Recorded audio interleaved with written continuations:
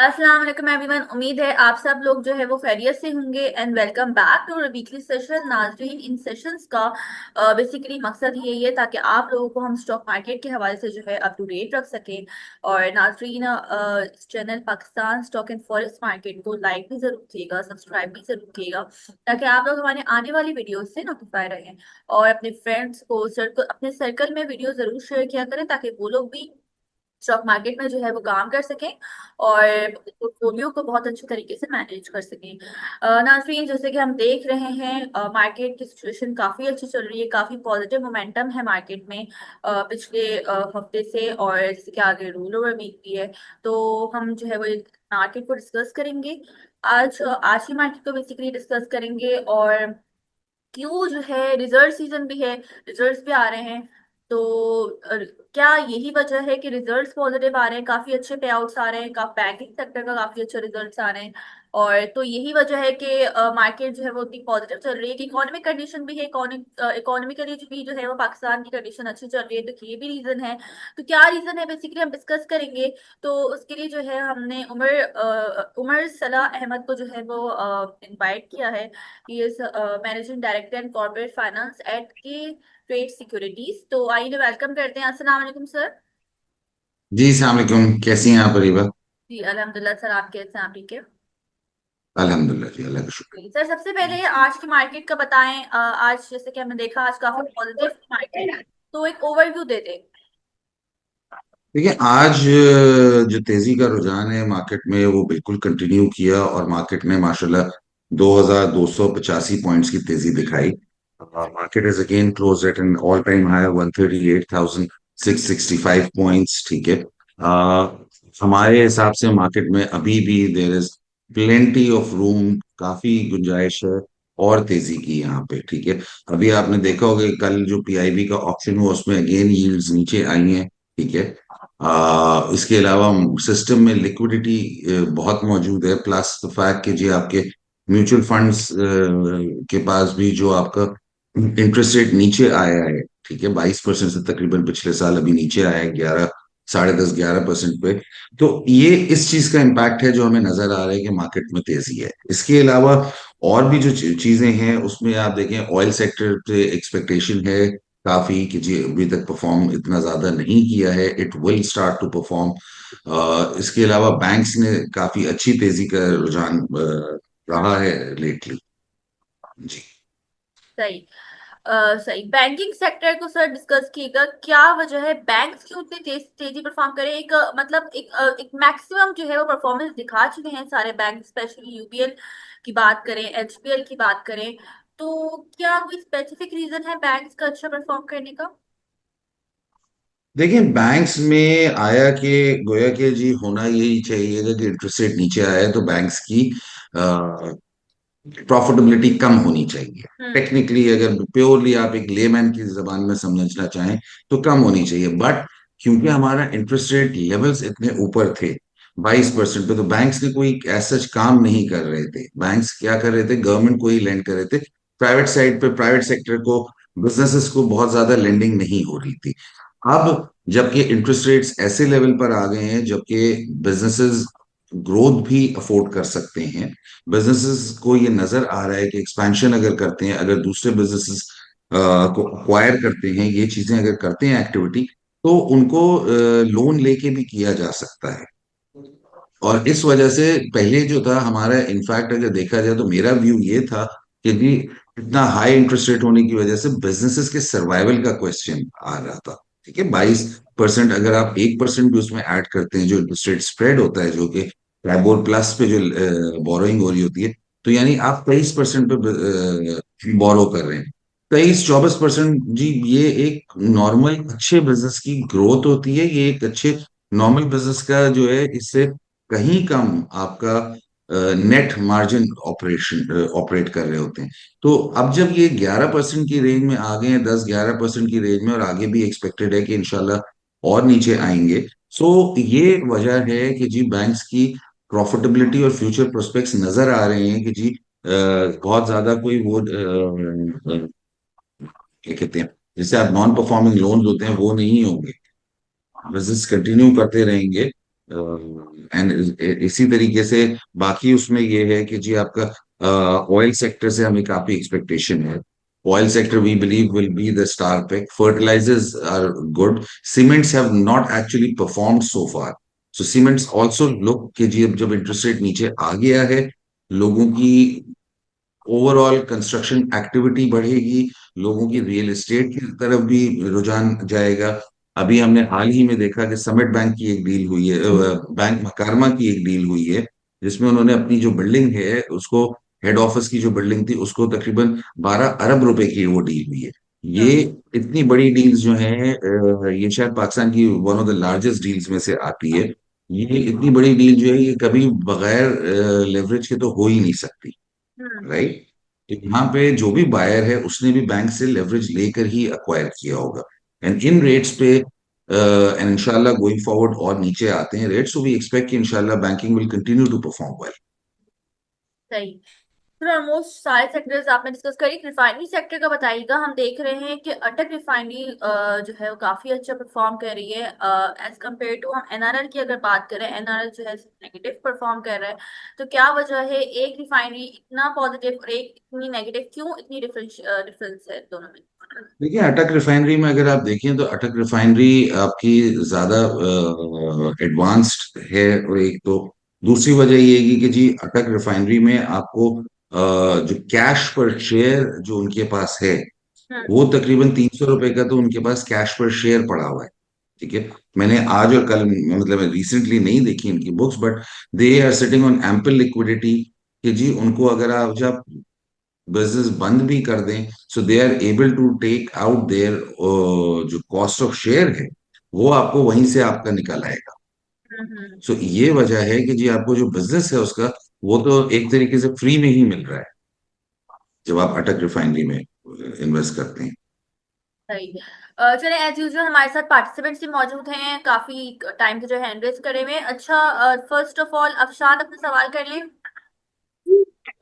हाँ, अस्सलाम वालेकुम। सलाम। मेरा सवाल, मेरे दो सवाल हैं। एक तो मुझे हेस्कोल का पूछना है कि अगर ऑयल सेक्टर ऊपर जाएगा तो क्या हेस्कोल के शेयर्स भी क्या इम्प्रूव करेंगे, क्योंकि ये बहुत साल से, पिछले 5 साल से जब से मेरे पास ये स्टॉक है, ये फंसा हुआ ही है और नीचे के मतलब ग्रो ही नहीं कर रहे कंपनी। और दूसरा सवाल पीआईबीटीएल का है कि आप पीआईबीटीएल को कहाँ देख रहे हैं अभी, जब कल अपर लॉक लगा है उसके बाद। देखिए पहले सवाल का मैं आपको जवाब देता हूं पहले कि जी हैस्कॉल का शेयर एक ऐसा शेयर है जो कि एक टाइम पे हमने देखा था कि जी तकरीबन, सॉरी मुझे अभी एक, if you can hold on, मुझे किसी ने कमेंट यहाँ पे दिया है कि जी 700 रुपए पर शेयर एटीआरएल अटक रिफाइनरी के पास इस वक्त कैश है।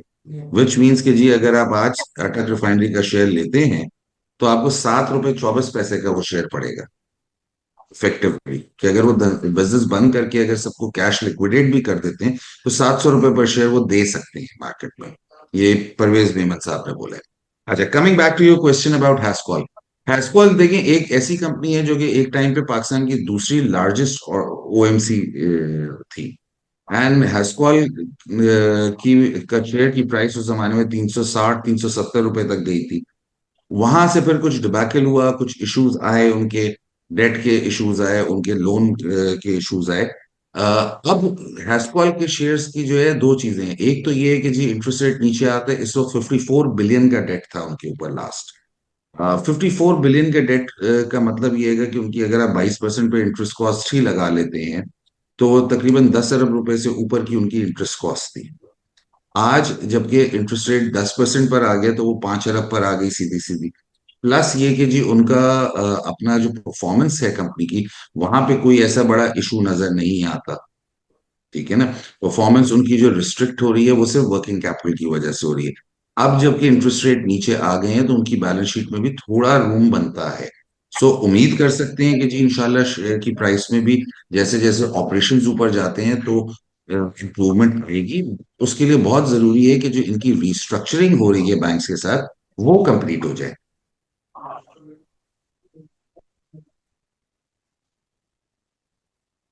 सेकेंड पार्ट आपके क्वेश्चन का जी PIBTL, I am sorry but PIBTL is not a stock जो कि मैंने एक्टिवली देखा है, तो मैं इसके ऊपर भी कमेंट नहीं कर सकता प्लीज।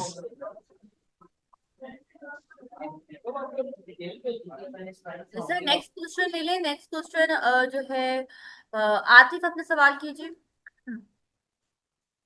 हेलो जी, अस्सलाम वालेकुम। अस्सलाम वालेकुम आतिफ सर। अच्छा, मुझे ये मालूम करना है कि तमाम सेक्टर्स ने तकरीबन परफॉर्म करा है, लेकिन एक और सेक्टर है जो कि है शुगर सेक्टर। ठीक है, उस सेक्टर ने अभी तक उस तरह से परफॉर्म नहीं करा। और इसी सेक्टर में एक आइटम है जिसका नाम है हबीब राइस प्रोडक्ट मिल, HRPL। तो वो आइटम, मतलब वो आइटम अभी तक वही है जब से ये बुल रन चला है, यानी कि डिफॉल्टर के बाद से हम लोग जब से निकले ना, जब तक मतलब जब से लेके अब तक वो आइटम वही है। तो आपको क्या लगता है कि वो आइटम अब क्या परफॉर्म करेगी? और फंडामेंटली भी मतलब मैंने अपने तौर पे देखा है कि उसमें बहुत इंप्रूवमेंट आई है ना, तो होपफुली ऐसा लगता है कि उसकी जो ईपीएस है वो अब पॉजिटिव हो जाएगी, यानी कि 0.06 जो कि माइनस में चल रही थी, अब आगे जाके वो पॉजिटिव हो जाएगी। तो आपको लगता है कि ये वाली जो आइटम है वो परफॉर्म करेगी और ओवरऑल शुगर सेक्टर अब चलेगा? तो देखिए, शुगर सेक्टर का सबसे बड़ा प्रॉब्लम ये है कि एक या दो स्टॉक्स के अलावा हमारे पास शुगर सेक्टर में फ्री फ्लोट नहीं है। स्पॉन्सर्स के ही पास ज्यादातर शेयर्स होते हैं। तो अगेन, चलने का या ना चलने का वो फिर डिपेंड करता है कि जब शेयर्स है नहीं मार्केट में तो क्या उसका होगा। हैविंग सेड दैट, जी बिल्कुल आपका ऑब्जर्वेशन बिल्कुल सही है कि जी शुगर सेक्टर के फंडामेंटल्स इंप्रूव हो रहे हैं। तो थ्योरेटिकली किसी एक स्क्रिप्ट पे बोलना मुश्किल है, बट ओवरऑल सेक्टर की परफॉर्मेंस इंप्रूव होनी चाहिए। सही, इट मीन्स कि ये परफॉर्म कर सकता है। इंशाल्लाह पूरा सेक्टर ही परफॉर्म करेगा, किसी एक स्क्रिप्ट का मैं नहीं बोल सकता। ठीक अच्छा, ठीक है, थैंक यू। थैंक यू है। सर। चलो नेक्स्ट क्वेश्चन ले लेते हैं। उमर फारूक अपना सवाल करें। जी अस्सलाम वालेकुम मैडम, अस्सलाम वालेकुम सर। अस्सलाम वालेकुम उमर साहब। सर अर्ज ये था कि आप पीपीएल और पीपीएल को सर आप कहाँ देखते हैं, और सिटी फार्मा, इन दो को, टाटा सीमेंट, अगर आप बता दें प्लीज।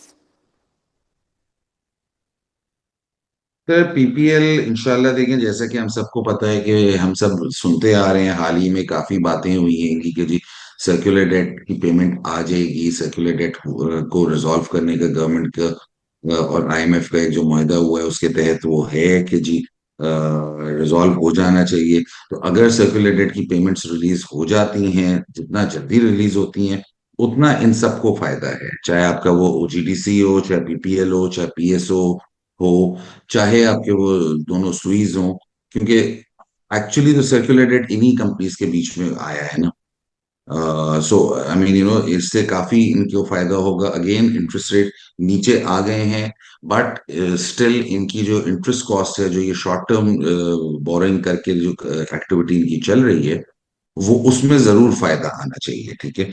दूसरा आपने पूछा सिटी फार्मा के बारे में। जी सिटी फार्मा पर्सनली मुझे बहुत अच्छा लगता है, क्योंकि इसकी वजह ये है कि इस कंपनी में बहुत सारी फंडामेंटल डेवलपमेंट्स हैं, जिसके तहत मुझे लगता है कि जी स्टॉक की वैल्यू तकरीबन जो है 300 और 400 रुपए के बीच में होनी चाहिए। ठीक है। कंपनी ने अभी हाल ही में अनाउंस किया था इंडोनेशिया में एक जॉइंट वेंचर, जो कि उनका जहाँ पे फंडिंग जो है वो इनकी तरफ से नहीं जा रही है, फंडिंग तो सारी चाइनीज की तरफ से आ रही है। बट इनको जो है आपको इनकी एक्सपर्टीज जो इन्होंने पाकिस्तान में काम कर दिखाया है, उसकी बेसिस पे इनको इक्विटी शेयर मिल रहा है। तो वहां से फॉरेन अर्निंग्स आपकी टैक्स नहीं होती हैं या मिनिमल रेट पर होती हैं, तो वहां से एक बहुत मेजर जंप इनकी अर्निंग्स में आना चाहिए। इसके अलावा कंपनी ने और अनाउंसमेंट्स की हैं, जिसमें से कुछ बायो सिमिलर्स में भी जाने की बात कर रहे हैं। बायो सिमिलर्स एक वो मार्केट है जो कि बहुत ल्यूक्रेटिव मार्केट है पाकिस्तान में। हाल ही में अभी इसको सर्ल ने भी अनाउंस किया है। इस वक्त मार्केट में सिर्फ दो मेजर प्लेयर्स हैं, जिसमें से एक आपका है लिस्टेड स्पेस में बीएफ बायोसाइंसेस, और उसकी प्राइस हम सब देख चुके हैं कि किस तरीके से बढ़ी है और किस तरीके से सस्टेन कर रही है। सो वी फील कि जी Citi Pharma should again be one of the top picks. और सर टाटा सीमेंट के बारे में। Sir Thatta Cement I believe कि आई मीन अब जब जैसे जैसे सीमेंट्स में एक्टिविटी, मैंने अभी बोला ना कि सीमेंट्स ने उस तरीके से परफॉर्म नहीं किया है जिस तरीके से बाकी सेक्टर्स ने किया। तो आई बिलीव कि जी सीमेंट्स, जब अब इंटरेस्ट रेट नीचे आ गया है and we have an expectation कि जी slowly gradually construction activity, real estate activity भी पिकअप कर रही है। तो I think, I mean Thatta Cement in particular नहीं, but again overall cement sector की performance should improve. Sir Fauji Cement और टाटा सीमेंट में आपको ये एक रिकमेंड कर दें। फौजी cement. Thank you sir. Thank you. Okay, चलिए नेक्स्ट क्वेश्चन ले लेते हैं। मसूद अहमद अपना सवाल करें। अस्सलाम वालेकुम सर। जी सलाम मसूद सर। अच्छा सर, मुझे पूछना ये था कि एक तो सल को आपको कैसे देखते हैं, ये कोई इम्प्रूव करेगा अभी?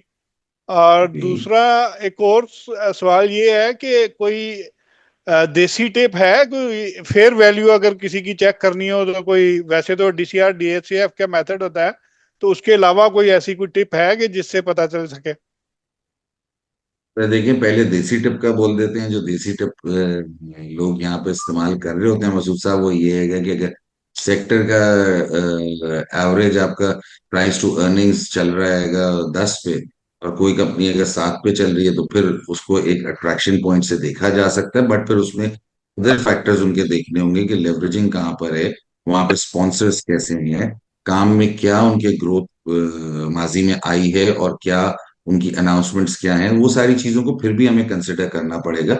बट देखिए, फंडामेंटल एनालिसिस होता बेस डीसीएफ पर ही है। अच्छा, ठीक है। ठीक है ना। और दूसरा सवाल आपने सर्ल के हवाले से किया, जी अगेन हमारे फार्मा सेक्टर का सर्ल जो है one of the top players में से रहा है। एंड आई डू बिलीव कि जी सर्ल में भी इंशाल्लाह इम्प्रूवमेंट नजर आएगी। ठीक है, thank you very much sir, बहुत शुक्रिया। Thank you sir. Okay, next ले लेते हैं सवाल। उस्मान खान अपना सवाल करें। वालेकुम। वाइफ साहब। सर वो टीपीएल प्रॉपर्टी के बारे में बता दें, इसका क्या वैल्यूएशन होगी शेयर की 2027 तक, 26-27 तक, इन्वेस्टमेंट पॉइंट ऑफ व्यू से? हेलो। जी जी जी। सॉरी, मैंने टीपीएल प्रॉपर्टीज को बहुत क्लोजली नहीं देखा है, तो मैं इसके ऊपर कमेंट करने की पोजीशन में नहीं हूँ इस वक्त। Thank you. Thank you. सही। नेक्स्ट क्वेश्चन ले लेते हैं। नुमान अहमद अपना सवाल करें। जी अस्सलाम वालेकुम सर। सलाम सर। भाई साहब सर, ये दो शेयर्स हैं, एक सिमेट्री और एक इमेज। इमेज का मैं रिसेंटली उसमें थोड़ा देख रहा था कि उसने लास्ट मंथ से तो काफी है, तो क्या हम उसका ये हाई समझें या अभी उसमें और पोटेंशियल है? ये काइंडली दो बता दें, सिमेट्री और इमेज।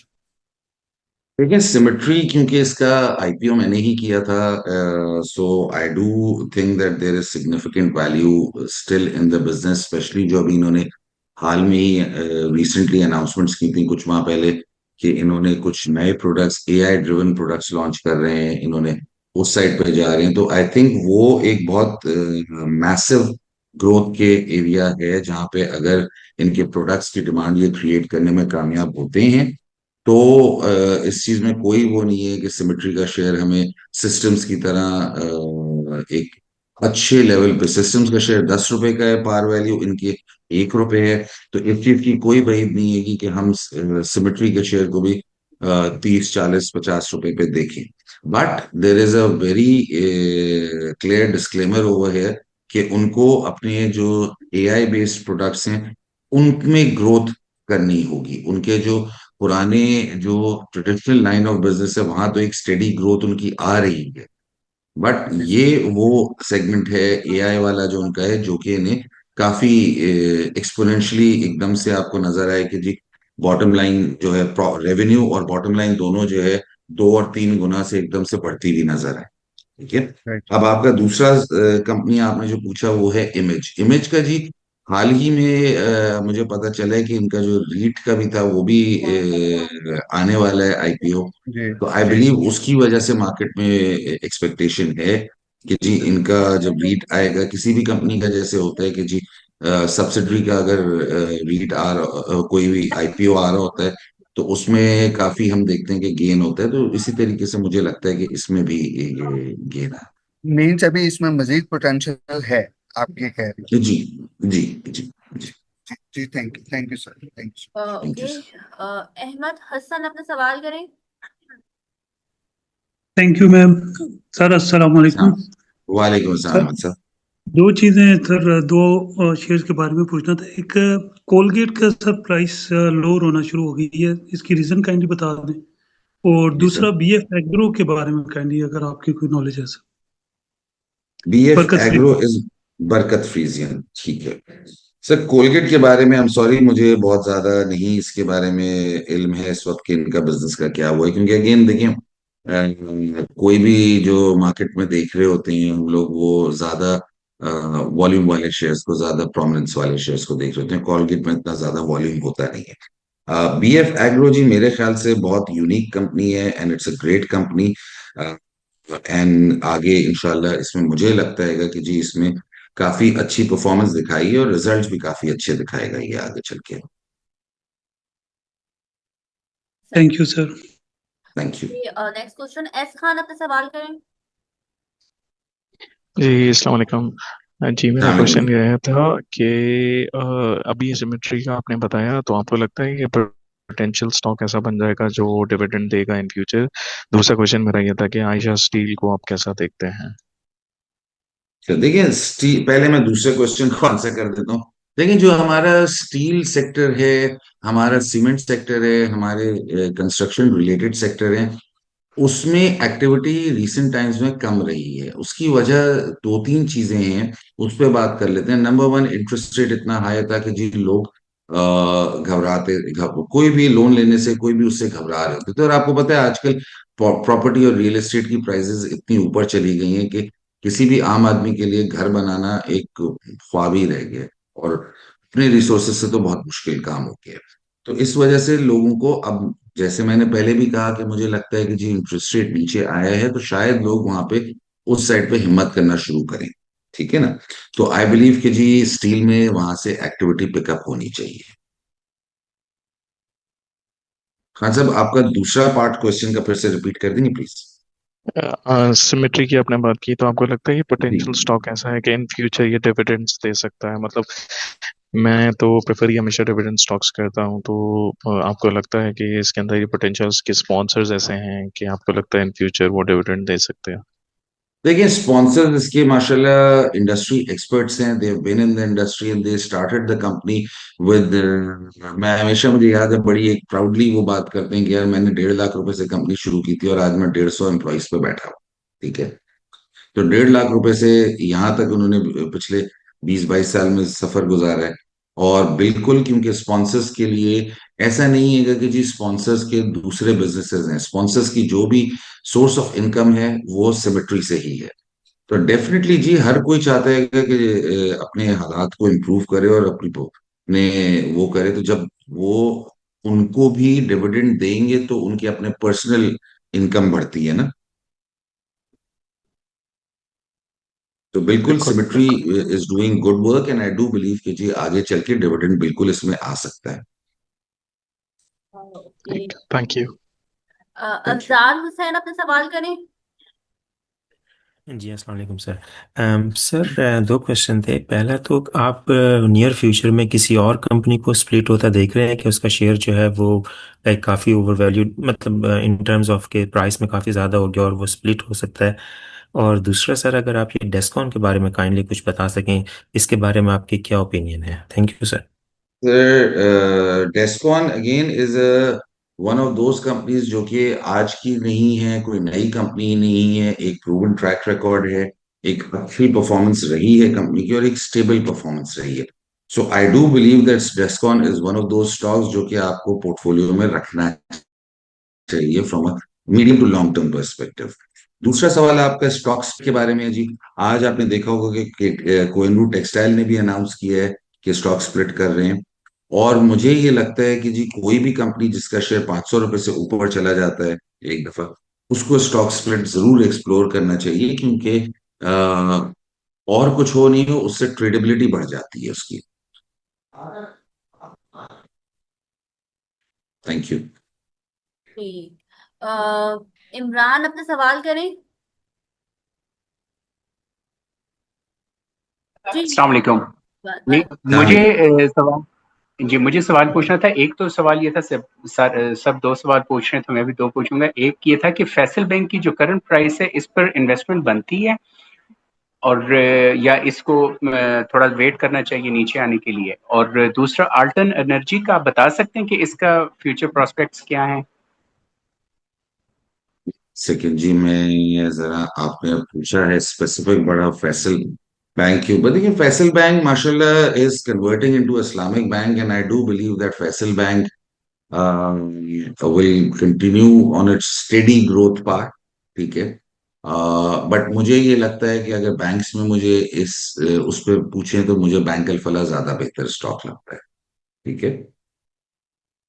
ऑल्टर्न इसमें एनर्जी। इस्लामिक की वजह से इन्वेस्टमेंट जी जी करने का जी प्लान जी है कि इस्लामिक हो गया? जी जी जी, इस्लामिक हो रहा है, और उसकी उसमें उसी वजह से पोटेंशियल इसमें, क्योंकि हमने हाल में ही देखा है पिछले 3-4 साल में, 5 साल में अगर देखें तो एक छोटा सा बैंक हुआ करता था जो कि वो होता था, आज वो पाकिस्तान के one of the largest banks में से आ जाता है, वो है मीजान। छोटा सा मैं इसलिए बोल रहा हूँ क्योंकि मीजान बैंक का कोई बहुत बड़ा साइज नहीं था when compare to the national bank and UBL and HBL से अगर किया जाए कंपेयर। बट आज जी, माशाल्लाह ये ग्रो करके उनको टक्कर दे रहा है। उसकी वजह ये है कि जी, इट वाज इस्लामिक बैंक। बिल्कुल सही है, बिल्कुल ठीक है। तो इसका जी, मतलब आप देखते हैं कि इसकी प्राइस इंक्रीज है फर्दर इस जगह से, या इसको ये इधर स्टेबल करेगा? जिस तरह इसके 45-50 पे काफी एक्यूमुलेशन की थी, तो अभी यहाँ पर इसका या accumulation? I think between between 75 and 85 थोड़ा सा ये कंसोलिडेट होगा, उसके बाद ही ऊपर जाएगा रेट। डिपेंड अगेन पूरा इसकी परफॉर्मेंस के ऊपर करता है। बिल्कुल ठीक हो गया। और अल्टर्न एनर्जी के क्या फ्यूचर प्रोस्पेक्ट्स हैं सर इसके? Again, Altern energy is not a stock जो कि मैंने बहुत क्लोजली देखा हो, तो मैं उस पर कमेंट करने से गुरेज करूंगा। चल, thank you so very much.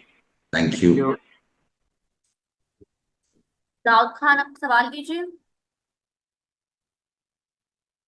Sir मुझे सेल कंपनी के बारे में पूछना था कि इनका फ्यूचर कैसा है, और ये अभी करेक्शन ले सकती है या अभी आगे अपने टारगेट की तरफ जाएगी? दाऊद साहब, आपकी आवाज बहुत कम आ रही है, अगर प्लीज थोड़ा जोर से रिपीट कर दें क्वेश्चन अपना। मुझे पूछना था कि ये सेल कंपनी को आप किस तरह देखते हैं, सेल फार्मा जो है, जी जी। और इसकी जो है वो शॉर्ट टर्म में इसके टारगेट कहाँ तक जा सकते हैं? देखिए जनाब, सर्ल अगेन मैंने जैसे पहले बोला, पाकिस्तान के फार्मा सेक्टर में लीडिंग कंपनीज में से रही है, और माशाल्लाह एक अच्छे ग्रोथ पाथ पे रही है। सो अगेन डिपेंड करता है कि कितने नए प्रोडक्ट्स लाते हैं, कितनी ग्रोथ होती है। बट सर्ल एक सॉलिड बाय है। Searle is not a company जो कि कल को एकदम वो हो जाएगी, बट ग्रोथ पाथ इनका स्लो एंड स्टेडी सर्ल का चलता रहेगा। एक्सपेंशन की तरफ भी अब शायद ये लोग सोचेंगे, क्योंकि इनका नई मैनेजमेंट आई है, इसके सीईओ हाल ही में चेंज हुए हैं। सो इट इज पॉसिबल कि जी सर्ल आपको एक्स्ट्रॉर्डिनरी ग्रोथ दिखाए आने वाले दिनों में। तो कितना टाइम लग सकता है इसमें? सर देखिए, कोई भी प्लान को इम्प्लीमेंट करने में आपको साल से 2 साल तो लगता है ना, तो मुझे लगता है कि अगले साल 1.5 साल के व्यू से Searle is can be a good buy. अच्छा सर, शॉर्ट टर्म में इसको हम कोई इसके टारगेट है कुछ इस तरह, या यहाँ से अभी करेक्शन ले सकता है? नहीं सर, करेक्शन तो नहीं, यहाँ पे काफी कंसोलिडेट हुआ, और मुझे उम्मीद है कि ये इंशाल्लाह मुझे एक सून सवाल करना था 100 जरा। से ऊपर देखेंगे। जी सर, परवेज साहब। जी परवेज सॉरी, जी। आप अस्सलाम बीच में वालेकुम। किसी ने बोल दिया था तो आवाज वालेकुम अस्सलाम काफी वालेकुम। सुनी नहीं। सर मुझे दो सवाल करने थे पीएसओ के बारे में, कि पीएसओ जी की सर। अर्निंग कहाँ आप देख रहे हो, और सर्कुलर डेट के बाद क्या अर्निंग आप देख रहे हो, बस जज़ाकल्लाह। परवेज साहब, अर्निंग कहाँ देख रहे हैं, ये तो एक सवाल को कोई वो नहीं मैं प्रिडिक्ट कर सकता, बट सर्कुलर डेट के बाद मुझे लगता है कि जी नेक्स्ट ईयर में जो है पीएसओ की अर्निंग 100 रुपये प्लस होनी चाहिए, जब ये इशू रिजॉल्व हो जाता है इनका। ठीक है, थैंक यू। ओके, तो लास्ट क्वेश्चन ले लेते हैं, इसके बाद जो है हम सेशन को रैप अप की तरफ लेके चलेंगे क्योंकि ओनली 5 मिनट्स लेफ्ट। नवेद, अपने सवाल करें। जी अस्सलाम वालेकुम उमर साहब, वालेकुम सलाम। कपल ऑफ जी sir. Questions. Dawood ji sir. Group ने अपने आप को रिस्ट्रक्चर किया था और नई नई कंपनियां डीमर्ज होकर बनी थी क्या? जी सर। एक तो उसमें थी डीएचपीएल और क्या इनका इन्वेस्टमेंट विंग है। आप इनको कहाँ पर देखते हैं, क्योंकि ये नई कंपनी है, इनको समझ में मेरे तो समझ में नहीं आ रही कि ये क्या क्या कर रहे हैं। इनकी सर कौन रिपोर्ट्स सी में भी कुछ स्पेसिफिक डाल कंपनी? एक आपने बोला सियान का, और दूसरी? दाऊद होल्डिंग पार्टनर्स लिमिटेड, जी सर। डीएचपीएल। दाऊद डीएचपीएल मुझे अच्छी लगती है, क्योंकि इसमें आपकी होल्डिंग आ रही है एंग्रो की, इसमें होल्डिंग आ रही है जो पहले दाऊद हरक्यूलिस होती थी, वो बेसिकली ये कंपनी है। बाकी दाऊद ग्रुप कंपनीज की तो आई बिलीव कि Dawood group has always remained at the forefront, नए बिजनेसेस में भी और पुराने बिजनेसेस में भी माशाल्लाह उन्होंने एक्स्ट्रॉर्डिनरीली परफॉर्म किया आउट ऑफ पाकिस्तान। आइकॉन्स हैं हमारे इकोनॉमी के। So I do believe कि जी they will continue to perform well, which is Daud DH Partners जो है। जहां तक सवाल रहे सयान का, जहां तक सर मुझे इल्म है, तो Sayan is not very active right now. It's just a company which is there right now. So कोई परफॉर्मेंस का I can not comment on it, क्योंकि कंपनी में मुझे कोई एक्टिविटी नजर नहीं आ रही। अंडरस्टूड। एंड दूसरा पार्ट मेरा क्वेश्चन था, वो ये जो है मैकफिल्म और बीएनएल, ये क्या सिर्फ सट्टे पे चल रहे हैं या कुछ पीछे बीको बीको भी है, इनके अंदर कुछ है भी? सर नहीं, बीको के बारे में मैकपैक फिल्म्स में मुझे फंडामेंटल्स अच्छे नजर आते हैं। बीको में मुझे इल्म नहीं है कि क्या हो रहा है, क्या इसके अंदर है ऐसी एक्टिविटी। और तीसरा आपने सर पूछा BNL bunnies. Bunnies sir again is a food sector item, और जिस मल्टीपल पे चल रहा है, प्राइसिंग इसकी मैक्सिमम साइड पर है इस वक्त। आगे फिर देखते हैं। Thank you very much. Thank you.